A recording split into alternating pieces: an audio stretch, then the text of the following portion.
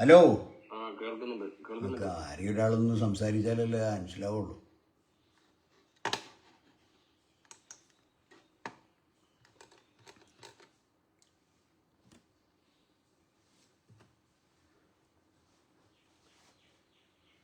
അസ്സലാമു അലൈക്കും വറഹ്മത്തുള്ളാഹി വബറകാതുഹു. അൽഹംദുലില്ലാഹ് അസ്സലാത്തു വസ്സലാമു അലാ റസൂലില്ലാഹ് വഅലാ ആലിഹി വസഹ്ബിഹി വല്ലദീന തബഉഹും ബിഇഹ്സാൻ ഇലാ യൗമിദ്ദീൻ. അമ്മാ ബഅദ്.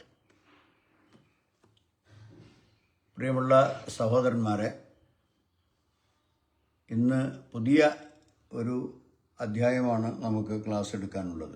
ബാബു ഷഫാഅ, ശുപാർശ എന്ന് പറയും. അതിനാണ് ഷഫായത്ത് എന്ന് പറയാം. സാധാരണ നമ്മൾ മതരംഗത്ത് കേൾക്കുന്ന ഒന്നാണ് ശുപാർശ, അഷഫായത്ത്.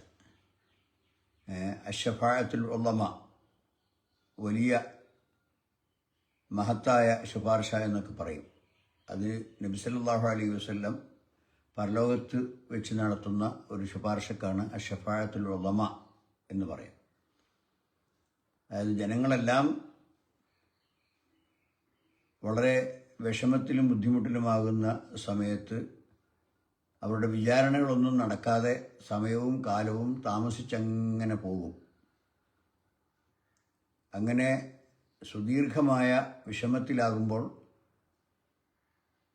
അവരെ വിചാരണക്കെടുത്ത് അവരുടെ വിഷയത്തിൽ തീരുമാനമെടുക്കാൻ അള്ളാഹുവിനോട് പ്രവാചകൻ സല്ലല്ലാഹു അലൈഹി വസല്ലം ശുപാർശ പറയും. അവനെ ദീർഘനേരം അള്ളാഹുവിൻ്റെ മുമ്പിൽ സുജൂദ് ചെയ്ത് അവരെ വിചാരണക്കെടുക്കാൻ വേണ്ടി പ്രവാചകൻ സല്ലല്ലാഹു അലൈഹി വസല്ലം അള്ളാഹുവിനോട് പ്രാർത്ഥിക്കുമ്പോൾ, യാ മുഹമ്മദ് ഇർഫ റഅസക് വഷ്ഫഅ തുശഫ, മുഹമ്മദെ താങ്കൾ സുജൂദിൽ നിന്ന് ഉയരുക, ശുപാർശ പറയുക, താങ്കളുടെ ശുപാർശ സ്വീകരിക്കപ്പെടും എന്ന് പറയുകയും അതിൻ്റെ അടിസ്ഥാനത്തിൽ പ്രവാചകൻ ശുപാർശ പറയുകയും അങ്ങനെ ജനമഹാസഞ്ചയത്തിൽ അവരുടെ വിചാരണ ആരംഭിക്കുകയും ചെയ്യും. ഇതൊരു ശുഫായത്താണ്. പക്ഷെ നമ്മുടെ ഐഹിക ജീവിതത്തിൽ പല ശുപാർശകളുമുണ്ട്. ഉദാഹരണത്തിന് ഒരാൾക്ക് കടം കൊടുക്കണം. അപ്പോൾ സാധാരണ നിലയ്ക്ക് അയാൾ ചോദിച്ചാൽ പൈസയുള്ള ആൾ അത് കൊടുത്തോളണമെന്നില്ല. അപ്പോൾ ഇയാളെ പരിചയമുള്ള വേറൊരാൾ പറയാണ്, നിങ്ങൾ ഇവനൊരു 5000 രൂപ കടം കൊടുക്കണം, വളരെ ബുദ്ധിമുട്ടിലാണ്, പ്രയാസത്തിലാണ്, ഇൻഷാ അല്ലാഹ് അവൻ അത് നിങ്ങൾക്ക് പറയുന്ന അവധിക്ക്, അവർ തമ്മിൽ തീരുമാനമാകുന്നൊരു അവധിക്ക് തിരിച്ചു തരും. അപ്പോൾ ഇദ്ദേഹം ശുപാർശ പറഞ്ഞതുകൊണ്ട് മറ്റേയാൾ പണം കൊടുക്കാൻ തയ്യാറായി. അപ്പോൾ അതൊരു ശുപാർശയാണ്. ഹൈറായ കാര്യത്തിന്, ഒരു നന്മയുടെ വിഷയത്തിൽ എന്താണ് ശുപാർശ പറയുക എന്നുള്ളതാണ് അവിടെ വിഷയമുള്ളത്. അപ്പോൾ വിശുദ്ധ ഖുർആനിൽ തന്നെ സൂറത്തു നിസാഇന്റെ 85-ാമത്തെ വചനത്തിൽ അള്ളാഹു പറയുന്നു, മൻ യശ്ഫഅ ശഫാഅത്തൻ ഹസനത്തൻ, ആരെങ്കിലും നല്ല ശുപാർശ ചെയ്താൽ, നല്ല ശുപാർശ എന്ന് പറഞ്ഞാൽ കുറ്റകരമല്ലാത്ത കാര്യത്തിൽ, ഹറാമല്ലാത്ത കാര്യത്തിൽ, ഒരു നല്ല വിഷയത്തിൽ, ഒരു നല്ല സംഭവവുമായി ബന്ധപ്പെട്ട് ഒരാൾ ശുപാർശ പറയുകയാണെങ്കിൽ ആ ശുപാർശ പറഞ്ഞവന് നസീബുൻ മിൻഹ, അതിൽ നിന്ന് ഒരു ഓഹരിയുണ്ട്, അഥവാ അവനൊരു കൂലിയുണ്ട്. കാരണം ഒരു നല്ല കാര്യമാണ് ചെയ്തത്. അറിയില്ല, കാരണം ഞാൻ സാധാരണ ഉപയോഗിക്കുന്ന ഫോണല്ല ഇപ്പം എൻ്റെ കയ്യിലുള്ളത്. എന്താ വേണ്ടി ചെയ്യുക?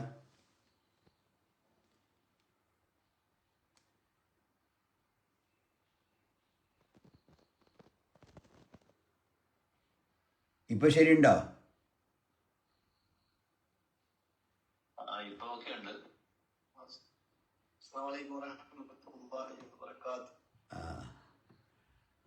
ആയിക്കോട്ടെ, ഇന്നിപ്പോൾ ഇത് ഇത്രയും നടക്കുള്ളൂ. കാരണം ഞാൻ സാറിന് ഉപയോഗിക്കുന്ന ഫോൺ ഇവിടെ ഇല്ല, വേറൊരു ഫോണിൽ ഉപയോഗിക്കുകയാണ്.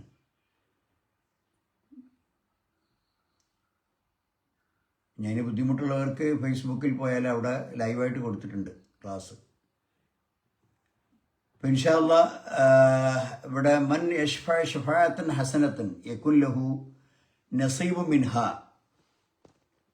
അപ്പോൾ ആരെങ്കിലും ഒരു നല്ല ശുപാർശ പറയുകയാണെങ്കിൽ അവന് ആ ശുപാർശ പറഞ്ഞതിൻ്റെ ഒരു വിഹിതം ഓഹരി അവന് ലഭിക്കുന്നതാണ് ശുപാർശ പറഞ്ഞവന്. അതായത് ഒരു സാലയായ കർമ്മമാണ്, ഒരു സദഖയാണ്, ഒരു സാലിഹായ കർമ്മമാണ്. ഇൻഷാ അല്ലാഹ് ശേഷം അതിൻ്റെ ഹദീസുകൾ വരുമ്പോൾ കൂടുതൽ മനസ്സിലാവും. അപ്പോൾ നബി സല്ലല്ലാഹു അലൈഹി വസല്ലം പറഞ്ഞു ഇശ്ഫഉ തുജറു. ആദ്യത്തെ ഹദീസ് അബൂ മൂസൽ അശ്ശരി റളിയല്ലാഹു അൻഹു ഉദ്ധരിക്കുന്ന ഹദീസാണ്. അതിലെ അദ്ദേഹം പറയാണ് കാനൻ നബി സല്ലല്ലാഹു അലൈഹി വസല്ലം ഇദാ അതാഹു താലിബു ഹാജത്തി.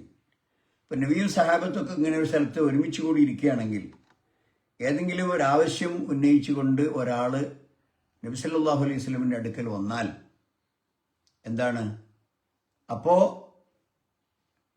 നബി സല്ലല്ലാഹു അലൈഹി വസല്ലം തൻ്റെ കൂടെയുള്ളവരോട് പറയും, എന്താണ്, ഇശ്ഫഉ. ഈ ആവശ്യവുമായി വന്ന മനുഷ്യൻ അയാളുടെ ആവശ്യം പ്രവാചകനോട് പറയുമ്പം അതിൽ അവർക്കൊരു കൂലി കിട്ടുന്ന ചാൻസും കൂടിയുണ്ട്. അതായത് ഇയാൾ പറയുന്ന ആവശ്യം അയാൾക്ക് ചെയ്തു കൊടുക്കാൻ വേണ്ടി എന്നോട് നിങ്ങൾ ശുപാർശ പറയുക എന്നാണ് അവിടെ കൂടിയിരിക്കുന്ന സഹാബത്തിനോട് നബി സല്ലല്ലാഹു അലൈഹി വസല്ലം പറയുന്നത്. എന്താണ്, ഇശ്ഫഉ തുജറു.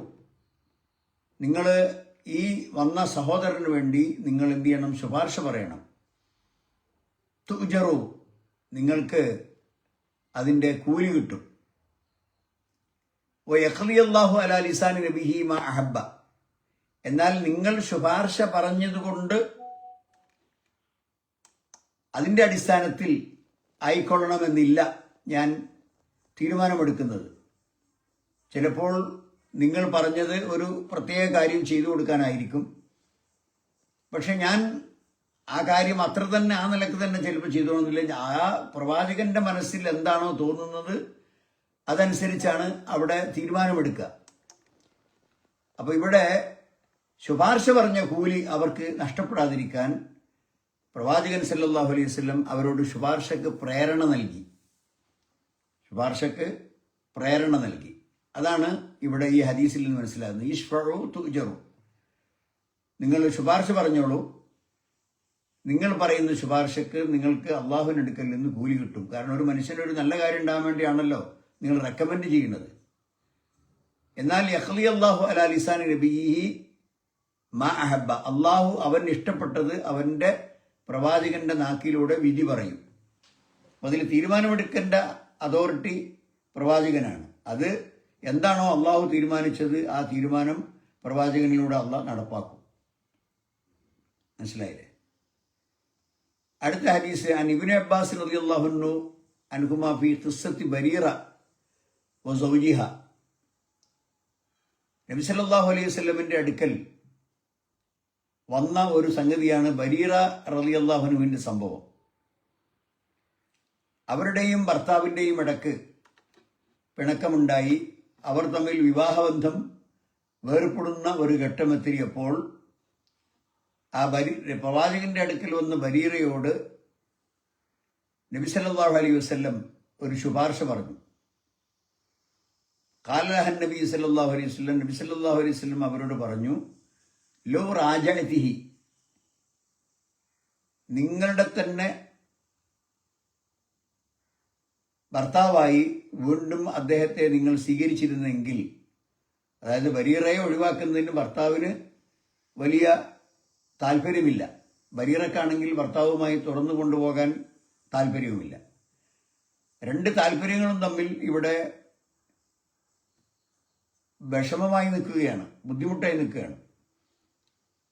അപ്പം ആ വിഷയത്തിൽ പ്രവാചകൻ ബരീറയോട് പറഞ്ഞു, ലോ റാജഅതിഹി, വീണ്ടും നിങ്ങളുടെ കുടുംബജീവിതത്തിലേക്ക് ആ സഹോദരനെ തിരിച്ചു കൊണ്ടുവന്നതെങ്കിൽ, വീണ്ടും ഭർത്താവായി നിങ്ങൾ തുടർന്നും ജീവിച്ചിരുന്നെങ്കിൽ എന്ന് നബി ശുപാർശ പറഞ്ഞു. അപ്പം ബരീറ ഒരു സഹാബി വനിതയാണ്. അപ്പം അവരെ സംബന്ധിച്ചിടത്തോളം പ്രവാചകന്റെ ഒരു വാക്ക് അതിന് വലിയ വിലയുള്ള സംഗതിയാണ്, വലിയ ഉത്തരവാദിത്തമുള്ള കാര്യമാണ്.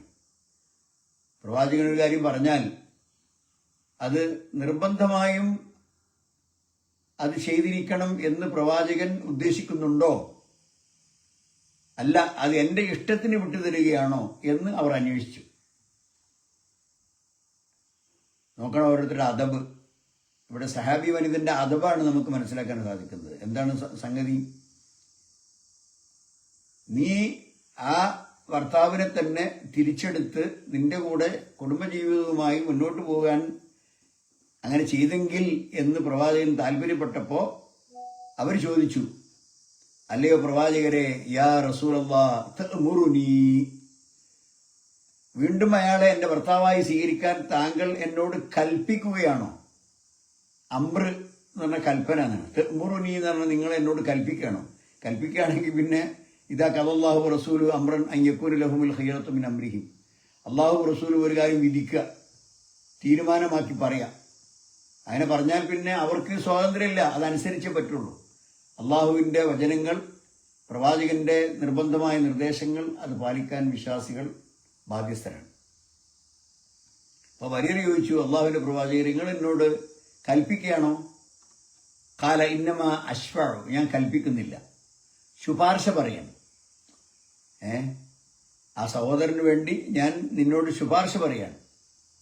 അപ്പോൾ വരിയർ പറഞ്ഞു, ലാ ഹാജത്ത് ലി ഫീഹി, എനിക്ക് എന്തില്ല, അയാളെ ഒരു ആവശ്യവും ഇല്ല, എനിക്ക് അദ്ദേഹവുമായി തുടർന്നു പോകാൻ താല്പര്യമില്ല. അപ്പോൾ പ്രവാചകൻ ശുപാർശ പറഞ്ഞു. ശുപാർശ പറഞ്ഞതിന്റെ പ്രതിഫലം പ്രവാചകന് കിട്ടും.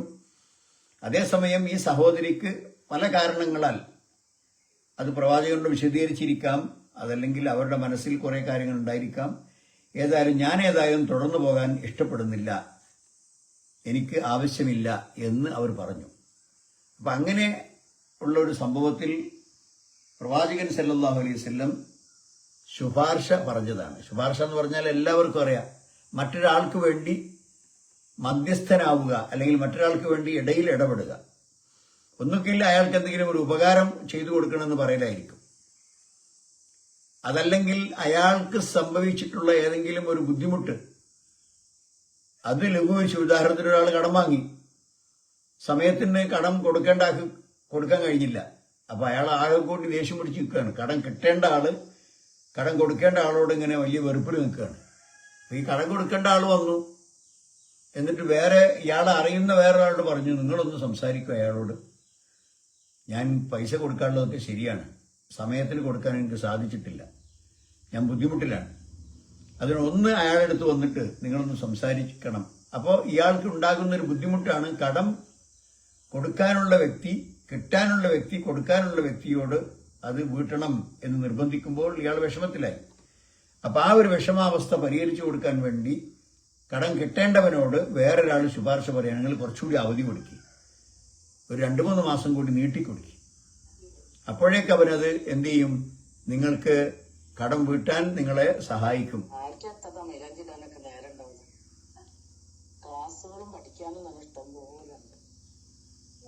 പിന്നെ രണ്ടാമത്തെ അതുവാരാണ് മാപ്പ് കൊടുക്കാൻ വേണ്ടി ആവശ്യപ്പെടുന്നത്. ഞാൻ നേരത്തെ പറഞ്ഞ മാതിരി ഒന്ന് വിട്ടുവീഴ്ച ചെയ്തു കൊടുക്കാൻ വേണ്ടിയൊക്കെ ആവശ്യപ്പെടുന്നത്. അപ്പോ പരലോകത്ത് ഞാൻ നേരത്തെ പറഞ്ഞല്ലോ, മുഹമ്മദ് നബി സല്ലല്ലാഹു അലൈഹി വസല്ലം എല്ലാ മനുഷ്യർക്കും വേണ്ടി അവരുടെ വിചാരണ ആരംഭിക്കാൻ വേണ്ടി ശുപാർശ പറയുന്ന കാര്യം. അപ്പൊ അത് അവർക്കൊരു പ്രയോജനം ഉണ്ടാകുന്നതിന് വേണ്ടി പ്രവാചകൻ ശുപാർശ പറയുന്നു. അവരുടെ ഒരു മളറത്ത്, ഒരു ബുദ്ധിമുട്ട് ഒഴിവാക്കാൻ വേണ്ടിയും ശുപാർശ പറയുന്നു. ഇനി ഒരു ശുപാർശ 2-3 ഭാഗമുണ്ട്. ഇനി ഹറാമായ ഒരു വിഷയത്തിൽ ശുപാർശ പറയാൻ പാടില്ല. അതായത് ഒരാളെ കുറ്റം ചെയ്തു, ചില കുറ്റങ്ങൾക്ക് ഇസ്ലാമിൽ ശിക്ഷ പറഞ്ഞിട്ടുണ്ട്. ഉദാഹരണത്തിന് വ്യഭിചരിച്ചാൽ വിവാഹിതനാണെങ്കിൽ എറിഞ്ഞു കൊല്ലണം, മോഷണം നടത്തിയാൽ അവന്റെ കൈ മുറിക്കണം. ഇതൊക്കെ ശിക്ഷാ നടപടികളാണ്. അപ്പൊ ഈ ശിക്ഷാ നടപടികൾ സ്വീകരിക്കരുത് എന്ന് പറഞ്ഞ് ശുപാർശ പറയാൻ പാടില്ല. കാരണം അതിന് കൃത്യമായി ഒരു കുറ്റം ചെയ്താൽ അതിന് ഇന്നതാണ് അതിന്റെ ശിക്ഷ എന്ന് വിധിക്കപ്പെടുകയും അതിന് കൃത്യമായ പ്രമാണങ്ങളുണ്ട്. അത് നടപ്പാക്കുന്നതിൽ യാതൊരു വിട്ടുവീഴ്ചയും കാണിക്കാൻ പാടില്ല. ഉദാഹരണം പറയുകയാണെങ്കിൽ, പിന്നെ നബി സല്ലല്ലാഹു അലൈഹി വസല്ലമിന്റെ മുമ്പിൽ ഒരു മഖ്സൂം ഗോത്രത്തിൽപ്പെട്ട ഒരു സഹോദരിയുടെ, ഒരു സ്ത്രീയുടെ വിഷയം വന്നു. അവരുടെ മോഷണക്കാര്യം. അങ്ങനെ ശുപാർശ അങ്ങനെ നബിയുടെ അടുക്കൽ ആ കേസ് വന്നപ്പോൾ തീർച്ചയായും കുറ്റം തെളിയുകയും അവരുടെ കൈ ഒരു ശിക്ഷാ നടപടി എന്ന നിലക്ക് ഇസ്ലാമിൻ്റെ ശിക്ഷാ നടപടി അവരുടെ മേൽ നടപ്പാക്കുകയും ചെയ്യുമെന്ന് ഉറപ്പായ ഘട്ടത്തിൽ ഇവരാണെങ്കിലോ ഖുറൈശികളിലെ ഒരു പ്രമുഖ കുടുംബമാണ്. ഈ മഖ്സൂം ഗോത്രം എന്ന് പറയുന്നത് ഒരു വലിയ കുടുംബമാണ്. അപ്പം അതിലൊരു പെണ്ണ് മോഷണം നടത്തിയതിൻ്റെ പേരിൽ കൈമുറിച്ച് ഇപ്പോൾ അവർക്ക് കൈയില്ല, അത് ആര് കണ്ടാലും അവർ കളവ് നടത്തിയിട്ട് മുറിച്ചതാണെന്ന് പറഞ്ഞാൽ അത് ആ ഗോത്രത്തിന് മുഴുവൻ അപമാനം. അപ്പം അതുകൊണ്ടാണ് അവർ എങ്ങനെയെങ്കിലും ഒന്ന് ഇവരെ കൈമുറിക്കാതെ അവരൊന്ന് ഒഴിവാക്കി വിടാമോ എന്ന് പറഞ്ഞുകൊണ്ട് അപ്പോൾ അവരിങ്ങനെ അന്വേഷിച്ചു. നമ്മൾ പോയി പറഞ്ഞപ്പോൾ പ്രവാചകൻ കേട്ടോളന്നില്ല. പക്ഷെ പ്രവാചകൻ്റെ ഏറ്റവും അടുത്ത ഒരാളെ അവർ അന്വേഷിച്ചിങ്ങനെ അവർക്ക് മനസ്സിലായി അത് ഉസാമത്ത് ബിൻ സെയ്ദിനോട് നബിക്ക് വല്ലാത്ത ഇഷ്ടമാണ്. അദ്ദേഹത്തിൻ്റെ പിതാവായ സെയ്ദ് ബിൻ ഹാരിസത്തിനോട് നബിക്ക് വളരെ ഇഷ്ടമാണ്. അപ്പോൾ ഉസാമയുടെ അടുക്കൽ ചെന്ന് ഇങ്ങനെ ഒരു പ്രശ്നമുണ്ട്, അതുകൊണ്ട് താങ്കളൊന്ന് പ്രവാചകനോട് പറഞ്ഞ് ആ കൈമുറിക്കുന്നതൊന്ന് ഒഴിവായി കിട്ടണം. വേറെ എന്ത് പരിഹാരവും ചെയ്യാം, പക്ഷേ കൈമുറിക്കുന്നത് ഒഴിവായി കിട്ടണം. അങ്ങനെ ഉസാമ അവരെല്ലാവരും മാന്യന്മാരായ ഒരു ഗോത്രത്തിലെ പ്രധാനപ്പെട്ട ആൾക്കാരൊക്കെ വന്ന് പറയുമ്പോൾ അദ്ദേഹം എന്ത് ചെയ്തു, പ്രവാചകനോട് അത് പറയാൻ തീരുമാനിച്ചു.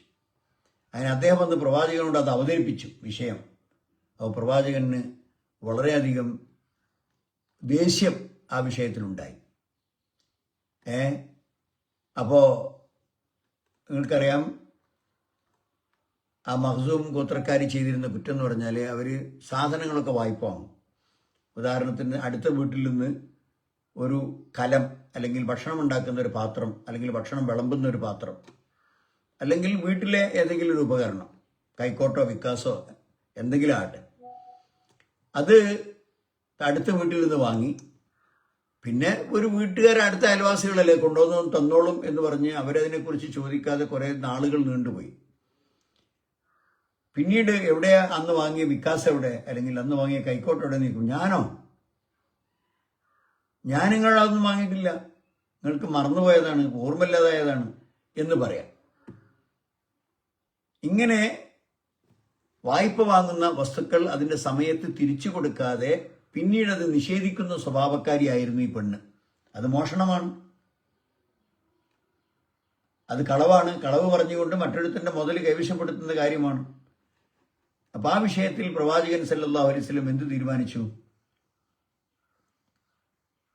അവരുടെ കൈമുറിക്കാൻ തീരുമാനിച്ചു. ഇസ്ലാമിൻ്റെ ഹദ് പ്രകാരം അവരുടെ കൈമുറിക്കാൻ തീരുമാനിച്ചു.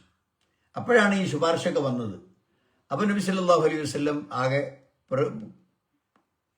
കോപം കൊണ്ട് ഉസാമയോട് പറഞ്ഞു, അത്തശ്ഫഉ ഫി ഹദ്ദി മിൻ ഹുദൂദില്ല, അള്ളാഹു നടപടിയായി നിശ്ചയിച്ച ഒരു ശിക്ഷാമുറ അത് ഒഴിവാക്കണം എന്നാണോ ഉസാമ നീ എന്നോട് ശുപാർശ പറയുന്നത്? നബി സല്ലല്ലാഹു അലൈഹി വസല്ലം പറഞ്ഞു. എന്നിട്ട് ഉടനെ തന്നെ അത് ജനങ്ങൾക്കൊരു പാഠമാകാൻ വേണ്ടി നബി സല്ലല്ലാഹു അലൈഹി വസല്ലം എല്ലാവരോടുമായി സംസാരിച്ചു. അയ്യുഹന്നാസ്, ജനങ്ങളെ, ഇന്നമാ അഹ്ലക മൻ കാന ഖബലക്കും, നിങ്ങൾക്ക് മുമ്പുള്ള സമുദായം നശിച്ചു പോകാൻ കാരണം അന്നഹും ഇദാ കാനു ഇദാ സറക ഫീഹിം ഷരീഫ് തറക്കുഹു, അവരിൽ ഒരു പ്രമാണി വല്ല കളവ് നടത്തിയാൽ അവൻ്റെ പേരിൽ ശിക്ഷാ നടപടി ഒന്നും എടുക്കൂല, അയാളെ ഒഴിവാക്കി വിടും. അയാളപ്പം എങ്ങനെയാണ് നമ്മൾ പിടിച്ചിട്ട് കൈമുറിക്കുക? അയാൾ ആരാണ്? ഈ നാട്ടിലെ പ്രമാണിയാണ്, അറിയപ്പെട്ട ആളാണ്. അപ്പം അയാൾ കുറ്റം ചെയ്തിട്ടുണ്ടെങ്കിലും അയാളെ പിടിച്ച് ഇസ്ലാമിൻ്റെ ഈ വിധി നടപ്പാക്കാൻ പ്രയാസമാണല്ലോ എന്ന നിലക്ക് എന്ത് ചെയ്യാണ്? ഒഴിവാക്കി വിടുക. വൈദാ സറക ഫീഹിമുൽ ലഈഫ്, എന്നാൽ ഒരു പാവപ്പെട്ടവൻ, അയാൾക്ക് കാര്യമായിട്ട് ആരും പിന്താങ്ങാനോ സഹായിക്കാനോ അല്ലെങ്കിൽ വലിയ തറവാട്ടുകാരനോ ഒന്നുമല്ല, ഒരു പാവപ്പെട്ട മനുഷ്യനാണ്. അങ്ങനെ ആകുമ്പോൾ ഉടനെ അവരെല്ലാവരും ധാർമ്മിക രോഷം കൊണ്ടു അവൻ്റെ കളവൊക്കെ തെളിയിച്ച് അവൻ്റെ മേൽ ആ ശിക്ഷാ നടപടി നടപ്പാക്കും, അവൻ്റെ കൈമുറിക്കും. എന്നിട്ട് നബി സല്ലല്ലാഹു അലൈഹി വസല്ലം പറഞ്ഞ വാചകമാണ് അർത്ഥവത്തായ വാചകം. ലൗ അന്ന ഫാത്തിമ ബിൻതു മുഹമ്മദ് സറഖത്ത്, മുഹമ്മദിൻ്റെ മകൾ ഫാത്തിമയെ തന്നെയാണ് മോഷണം നടത്തിയിട്ടുള്ളതെങ്കിൽ ല ഖതഅതു യദഹ, അവളുടെ കൈവരെ ഞാൻ മുറിക്കും, ഒരു വിട്ടുവീഴ്ചയുമില്ല. ഇവിടെ ഈ മഖ്സൂം ഗോത്രത്തിൽപ്പെട്ട സഹോദരിയേക്കാൾ പദവി കൊണ്ടും സ്ഥാനം കൊണ്ടും ഏറ്റവും ഉയർന്ന സ്ഥാനത്തുള്ള ആളാണല്ലോ ഫാത്തിമ റളിയല്ലാഹു അൻഹ. കാരണം പ്രവാചകന്റെ മകളാണ്, സ്വർഗത്തിലെ സ്ത്രീകളുടെ നേതാവാണ്. പ്രവാചകന് വളരെ ഇഷ്ടപ്പെട്ട മകളായിരുന്നു. അപ്പം അവർ പോലും ഈ കുറ്റം ചെയ്താൽ എൻ്റെ മകളാണെന്ന യാതൊരു പരിഗണനയും അവൾക്ക് ലഭിക്കില്ല. ഞാൻ അവരുടെ മേൽ ആ ശിക്ഷ തീർച്ചയായും നടപ്പാക്കും എന്ന് നബി അവർക്ക് മനസ്സിലാകാൻ വേണ്ടി പറഞ്ഞതാണ്. അവളാണ് ഇത് ചെയ്തതെങ്കിൽ എൻ്റെ മുമ്പിൽ അങ്ങനെ കുറ്റം തെളിയിക്കപ്പെട്ടാൽ എൻ്റെ മകളാണെന്ന് നോക്കാതെ അവരുടെ കൈവരെ ഞാൻ മുറിച്ചു കളയും എന്ന് പറഞ്ഞുകൊണ്ട് ആ മഖ്സൂം ഗോത്രക്കാരിയായ സഹോദരിയുടെ മേൽ നബി സല്ലല്ലാഹു അലൈഹി വസല്ലം ശിക്ഷ നടപ്പാക്കി. അതാണ് ഇവിടെ അർത്ഥം. അപ്പം മുഹറമായ ഹറാമായ ഒരു കാര്യത്തിനാണ് ഇവിടെ ഉസാമ വന്ന് എന്ത് ചെയ്തത്? ശുപാർശ പറഞ്ഞത്. അതായത് ഒരു ശിക്ഷാ നടപടി മാറ്റിക്കിട്ടാൻ. അതുപോലെ തന്നെ പിന്നെ ഒരു ശുപാർശ വേറെ ഏതെങ്കിലും തെറ്റായ കാര്യത്തിൻ്റെ പേരിൽ ശുപാർശ പറയുകയാണെങ്കിൽ ഒരാൾ ഇപ്പം വിവാഹാന്വേഷണം നടക്കുമ്പോൾ ഞാൻ അല്ലെങ്കിൽ ഒരു കുടുംബത്തിൽപ്പെട്ട ഒരു കുടുംബം മറ്റൊരു കുടുംബത്തിൽപ്പെട്ട ഒരു പുരുഷനും ഒരു സ്ത്രീയും തമ്മിൽ വിവാഹാന്വേഷണം നടക്കുന്നുണ്ട്. അപ്പോൾ ആ വിവാഹാന്വേഷണം നടന്നുകൊണ്ടിരിക്കെ വേറെ രണ്ടാമത്തെ ഒരു കക്ഷി വന്നുകൊണ്ട് പറയാണ്, നിങ്ങൾ ആ പെൺകുട്ടിൻ്റെ വാപ്പനോടൊന്ന് സംസാരിക്കണം, എനിക്ക് ആ പെൺകുട്ടിനെ കെട്ടിച്ചു തരാൻ. അപ്പം നേരത്തെ തന്നെ ആ കുട്ടിയെ ഒരു അന്വേഷണം നടക്കുന്നുണ്ട്. അത് ഒന്നുകിൽ അവരത് സ്വീകരിക്കും, അതല്ലെങ്കിൽ അത് വേണ്ടാന്ന് വെക്കും. വേണ്ടാന്ന് വെച്ച് കഴിഞ്ഞാൽ പിന്നെ ഇയാൾക്ക് അന്വേഷിക്കാം. പക്ഷേ ഒരു കുടുംബവും വേറൊരു കുടുംബവും തമ്മിൽ വിവാഹാന്വേഷണ സംസാരവും അങ്ങോട്ടും ഇങ്ങോട്ടുള്ള ചർച്ചകളൊക്കെ നടന്നുകൊണ്ടിരിക്കുന്നതിനിടയിൽ അതൊരു തീരുമാനമാകാതെ എന്നാൽ ആ പെണ്ണ് എനിക്ക് വേണം എന്ന താല്പര്യത്തിൽ നാട്ടിലെ ഒരു പ്രധാനപ്പെട്ട ആളോട് പറയാം, നിങ്ങൾ ആ പെൺകുട്ടിൻ്റെ വാപ്പനോടൊന്ന് പോയി ശുപാർശ പറയണം, എനിക്ക് ആ കുട്ടീനെ കെട്ടിച്ചു തരാം. അത് പറയാൻ പാടില്ല. ഇയാൾ വെയിറ്റ് ചെയ്യണം. ഒന്നുകിൽ അവർ അന്വേഷിച്ച ആ വിവാഹം നടക്കും, അപ്പോൾ ഇയാൾക്ക് വേറെ അന്വേഷണങ്ങളിൽ ഏർപ്പെടാം. അല്ലാതെ നിൽക്കാതെ അവരെ തമ്മിൽ ആ അന്വേഷണം നിർത്തിപ്പോയാൽ പിന്നെ ആ പെൺകുട്ടി ഫ്രീ ആയി. അപ്പോൾ വന്നിട്ട് പിതാവിനോട് അന്വേഷിക്കാം, അതല്ലെങ്കിൽ പിതാവ് പറഞ്ഞാൽ കേൾക്കാൻ വേണ്ടി വേറെ ആരോടെങ്കിലും പറയിപ്പിക്കാം. അതിനൊന്നും വിരോധമല്ല. അപ്പം അതുകൊണ്ട് തന്നെ അങ്ങനെയുള്ള കാര്യത്തിൽ നമ്മൾ ശുപാർശ സ്വീകരിക്കാൻ പാടില്ല, ശുപാർശ പറയാൻ പാടില്ല.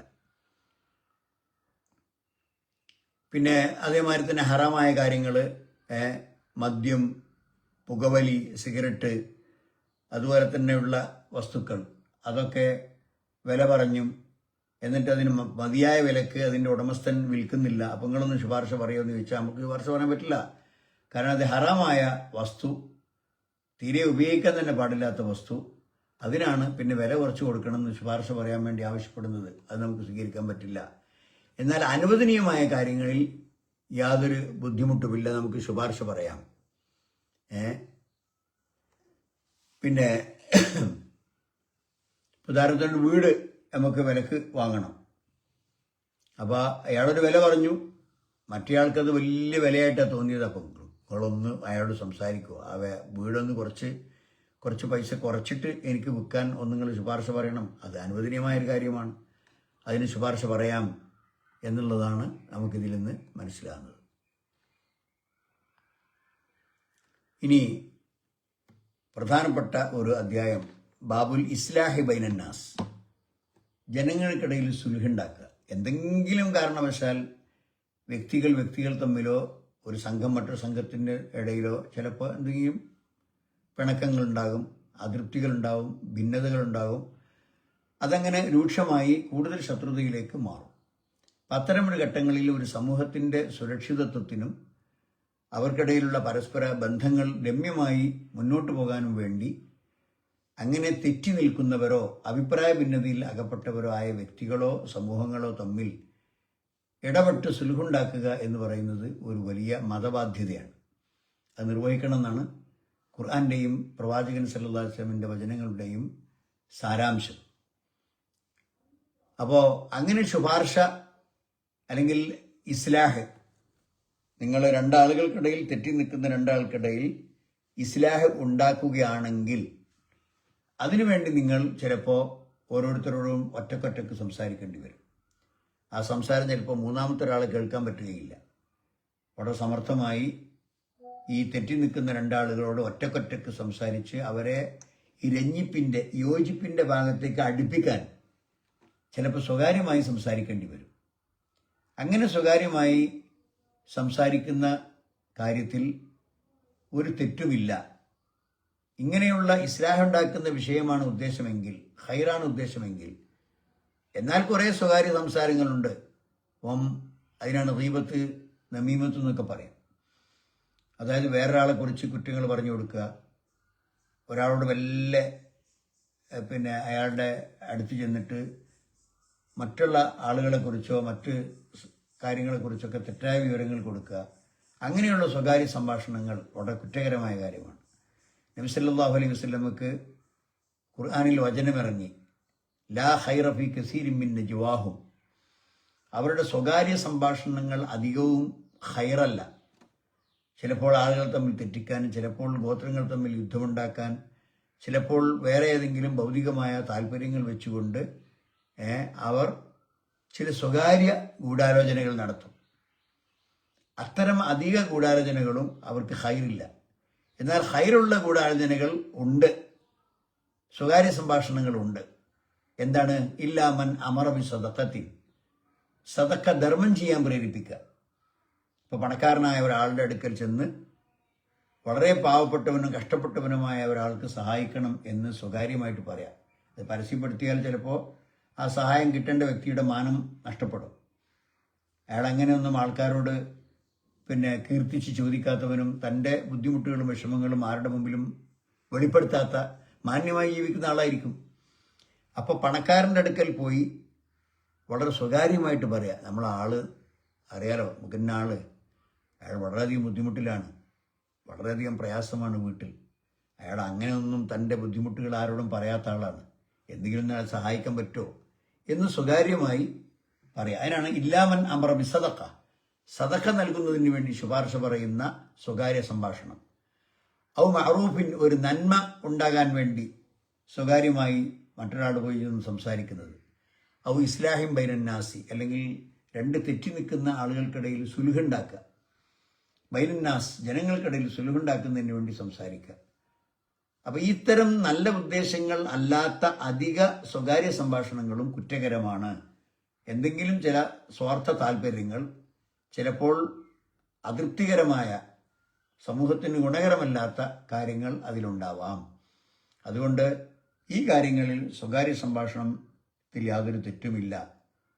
ധർമ്മം ചെയ്യാൻ പ്രേരിപ്പിക്കുന്നതിന്, ഒരു നന്മ പ്രചരിക്കാൻ വേണ്ടി പ്രേരിപ്പിക്കുന്നതിന്, അതല്ലെങ്കിൽ പരസ്പരം തെറ്റി നിൽക്കുന്ന, ഭിന്നതയിൽ നിൽക്കുന്ന രണ്ട് വ്യക്തികളെ അടുപ്പിച്ച് വീണ്ടും അവരെ നല്ല ബന്ധത്തിലേക്ക് കൊണ്ടുവരുന്നതിന് വേണ്ടി ഇസ്ലാഹ് ഉണ്ടാക്കാൻ അങ്ങനെ സ്വകാര്യമായി രണ്ട് വ്യക്തികളോടും സംസാരിക്കുന്നതിന് യാതൊരു വിരോധവുമില്ല.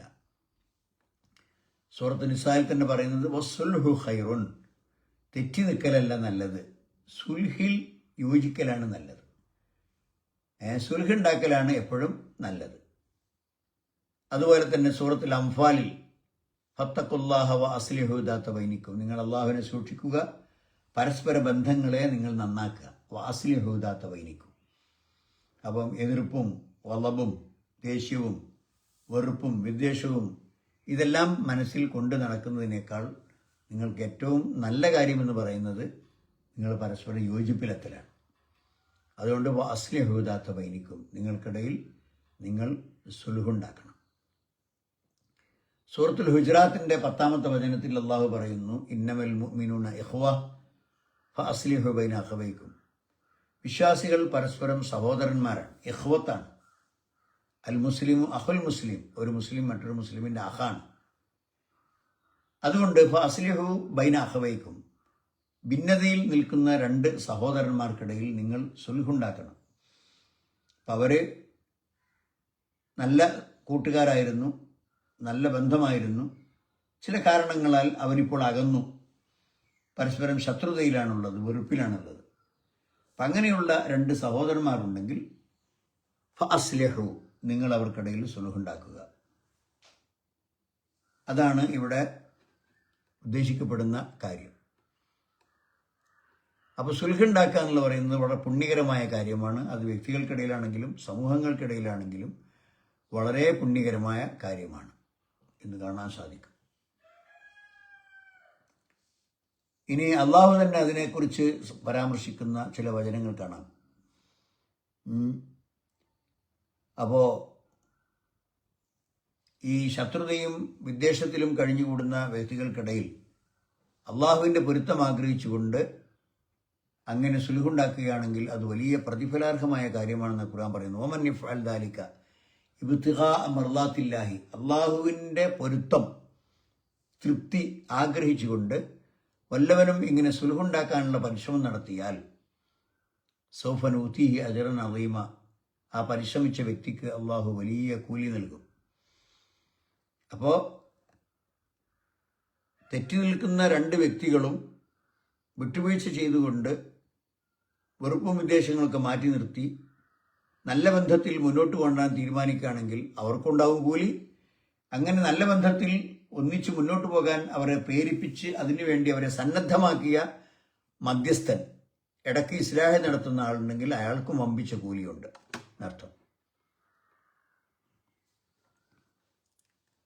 അപ്പം അതുകൊണ്ട് ഇങ്ങനെയുള്ള സന്ദർഭങ്ങളിൽ രണ്ടാളുകൾക്കിടയിൽ സുലുഹുണ്ടാക്കുക എന്നുള്ളത് വലിയ പ്രതിഫലാർഹമായ കാര്യമാണ്. അതാണ് ശുപാർശ അല്ല ഇവിടെ ഇസ്ലാഹ് ഉണ്ടാക്കൽ, രണ്ട് വ്യക്തികൾക്കിടയിൽ ഇസ്ലാഹ് ഉണ്ടാക്കൽ.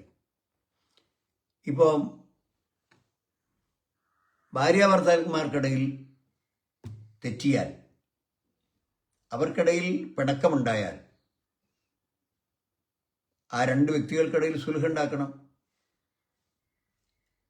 അപ്പോൾ വിശുദ്ധ ഖുർആനിൽ സൂറത്തുൻ നിസാഇന്റെ 128-ാമത്തെ വചനത്തിൽ പറയുന്നു, വൈൻ ഇംറഅത്തുൻ ഖാഫത്ത് മിൻ ബഅലിഹാ നുശൂസൻ ഔ ഇറാദൻ. ഒരു സ്ത്രീ അവരിങ്ങനെ മനസ്സിലാക്കുകയാണ്, ഭർത്താവിന് പിന്നോട് ഇങ്ങനെ താല്പര്യമില്ല, മിക്കവാറും അയാൾ എന്നെ മൊഴി ചെല്ലാൻ സാധ്യതയുണ്ട്, ആ പഴയ ബന്ധങ്ങളൊന്നും അയാൾ ഇപ്പോൾ കാത്തു സൂക്ഷിക്കുന്നില്ല, തന്നെ അവഗണിക്കുകയാണ് എന്നൊക്കെ ഒരു സഹോദരിക്ക് തോന്നിയാൽ ഫലാ ജുനാഹ അലൈഹിമ, ആ രണ്ട് ആണിനും പെണ്ണിനും ഒരു തെറ്റുമില്ല, അൻ യുസ്ലിഹ ബൈനഹുമാ സുൽഹാൻ. എന്താണ് പ്രശ്നം? അപ്പോൾ ആണിൻ്റെയും പെണ്ണിൻ്റെയും വിഷയത്തിൽ വിഷയങ്ങൾ അന്വേഷിച്ചുകൊണ്ട് ആ കുടുംബ ബന്ധം മുറിഞ്ഞു പോകാതെ, ആ ഭാര്യാഭർത്തൃ ബന്ധം മുറിഞ്ഞു പോകാതെ തുടർന്ന് മുന്നോട്ട് പോകാൻ വേണ്ടിയുള്ള പണി മൂന്നാമത്തൊരു കക്ഷി ചെയ്യുക. വസ്സുൽഹു ഖൈറുൻ, ഏതെങ്കിലും വിധേന കുറച്ച് കാലങ്ങളായി ഭാര്യാഭർത്താക്കന്മാരായി ജീവിച്ച് അതിൽ ചിലപ്പോൾ കുട്ടികളുണ്ടാവും, അങ്ങനെയൊക്കെയുള്ള ഒരു കുടുംബ ബന്ധം പൊട്ടിപ്പൊളിഞ്ഞ് കഷ്ണമായി മാറിപ്പോകാതെ അവർക്കിടയിൽ യോജിച്ച് മുന്നോട്ട് പോകേണ്ടുവാൻ വേണ്ടി നിങ്ങൾ പരിശ്രമിക്കുകയാണെങ്കിൽ അതാണ് നിങ്ങൾക്ക് ഏറ്റവും ഹൈറായത് എന്നാണ് ഇവിടെ സൂറത്തുൻ നിസാഇന്റെ 128-ാമത്തെ വചനത്തിൽ അള്ളാഹു സുബ്ഹാനഹു വ തആല പറയുന്നത്. എന്നാൽ അവിടെ തന്നെ അള്ളാഹു പറയുന്നുണ്ട്, ഉഹ്ദിറത്തിൽ അൻഫുസു ശുഹ, ഈ മനസ്സ് തമ്മിൽ വെറുത്ത് കഴിഞ്ഞാൽ അത് യോജിപ്പിക്കുക എന്നുള്ളത് നല്ല പണിയുള്ള കാര്യമാണ്. കാരണം എപ്പോഴും ഈ നഫ്സ് വലിയ പിശുക്കനാണ്. അപ്പോൾ വിട്ടുവീഴ്ച കാണിക്കാൻ അത് പ്രേരണ കിട്ടിയാൽ പോലും ആ വിട്ടുവീഴ്ചയ്ക്ക് തയ്യാറാവാത്തവരാണ് അധിക പേരും. അതാണ് ഉഹ്ദിറത്തിൽ അൻഫുസു ശുഹ, അതായത് മനസ്സിന് ഒരു പിശുക്ക് അതിൻ്റെ മുന്നിൽ എപ്പോഴും അതിനെ അതിജയിച്ച് നിൽക്കും. എന്താണ് പിശുക്ക് ഇവിടെ? എന്തിനാ അവനോടുണ്ടെന്ന്, മോനാരാ, അതൊന്നും ശരിയാവില്ല, അവൻ വളരെ മോശക്കാരനാണ്. ഇങ്ങനെ മനസ്സ് ഒരു സുൽഹിലേക്ക് അടുക്കാൻ തയ്യാറാവുന്ന ഘട്ടത്തിൽ അതിൽ നിന്ന് പിന്തിരിപ്പിക്കാൻ ഇന്ന നഫ്സല അമ്മാറത്തും ബിസ്സു, തെറ്റുകൾ മനുഷ്യന് മനസ്സിൽ ഉപദേശിച്ചു തന്ന് തിന്മയിലേക്ക് ആളുകളെ പ്രേരിപ്പിക്കുന്നതാണ് മനുഷ്യൻ്റെ മനസ്സ് എന്ന് പറയുന്നത്. അപ്പം ആ മനസ്സിനാണ് ഇണക്കമുണ്ടാകേണ്ടത്. അപ്പം അതുകൊണ്ട് അങ്ങനെ ഒരാൾ ഇടപെട്ട് രണ്ട് തെറ്റി നിൽക്കുന്ന വ്യക്തികൾക്കിടയിലോ ഭാര്യാഭർത്താക്കന്മാർക്കിടയിലോ ഒക്കെ സുൽഹുണ്ടാക്കുകയാണെങ്കിൽ അത് വലിയ ഹൈര്യമാണ്. വസുലുഹു ഖൈർ എന്ന് പറയുന്നത്.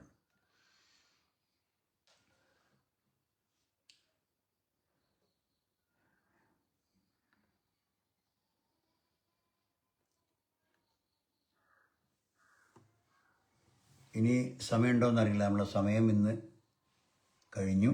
ഇൻഷാ അല്ലാഹ് നമുക്ക്